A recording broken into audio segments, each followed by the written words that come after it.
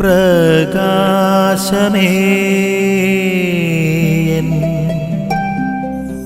മിഴി തുറക്കുക വേഗം. ഇന്നത്തെ വചനഭാഗത്തില് കൃതജ്ഞതയുടെ ഒരു മനോഭാവം വിശ്വാസത്തിന്റെ ഒരു പ്രകടനമാണ് എന്ന് യേശു നമ്മളെ പഠിപ്പിക്കുന്നുണ്ട്.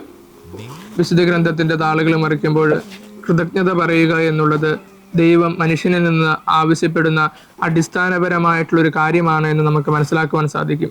പഴയ നിയമത്തില് രാജാക്കന്മാരുടെ 2-ാം പുസ്തകത്തില് 5-ാമത്തെ അധ്യായത്തില് കുഷ്ഠരോഗത്തിൽ നിന്ന് സുഖമാക്കപ്പെട്ട സിറിയക്കാരനായ നാമാൻ തിരികെ വന്ന് ഏലീശ പ്രവാചകന്റെ അടുത്ത് വന്ന് നന്ദി പറയുന്നതായിട്ട് നമുക്ക് കാണാൻ സാധിക്കും. ഇന്നത്തെ വചനഭാഗത്തില് കുഷ്ഠരോഗത്തിൽ നിന്ന് സുഖമാക്കപ്പെട്ട 10 രോഗികളില് സമറിയക്കാരനായിട്ടുള്ള ഒരു വ്യക്തി മാത്രമാണ് യേശുവിന്റെ സന്നിധിയിലോട്ട് തിരിച്ചു വന്ന് യേശുവിനോട് കൃതജ്ഞത പ്രകടിപ്പിക്കുന്നത്. മറ്റൊരു അർത്ഥത്തിൽ ചിന്തിക്കുകയാണെങ്കിൽ പൂർണ്ണമായിട്ടുള്ള രോഗശാന്തി ലഭിച്ചത് സമറിയക്കാരന് മാത്രമാണ്. കാരണം ബാക്കിയുള്ളവരെല്ലാം ശാരീരികമായ തലത്തിൽ സുഖപ്പെട്ടിട്ടുണ്ടാവും, എന്നാൽ ആത്മാവിന്റെ തലത്തിലുള്ള രോഗശാന്തി സമറിയക്കാരന് മാത്രമാണ് ലഭിച്ചത്. അതുകൊണ്ടാണ് അവൻ തിരികെ വന്ന് നന്ദി പറയുന്നത്.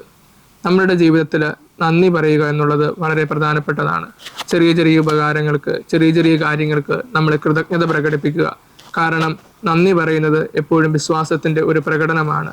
ദൈവം നമുക്ക് നൽകിയ സർവ്വ നന്മകൾക്കും നന്ദി പറയുന്നതും വിശ്വാസത്തിന്റെ ഒരു വലിയ പ്രകടനമാണ്. അപ്രകാരം നന്ദിയുടെ മനോഭാവത്തോടെ മറ്റുള്ളവരെ നോക്കിക്കാണുവാനായിട്ട്, ദൈവവുമായിട്ടുള്ള ബന്ധത്തിൽ ആഴപ്പെടുവാനായിട്ട് നമുക്ക് ശ്രമിക്കാം. ആമേൻ. നിൻ വഴിയേ നടക്കാം.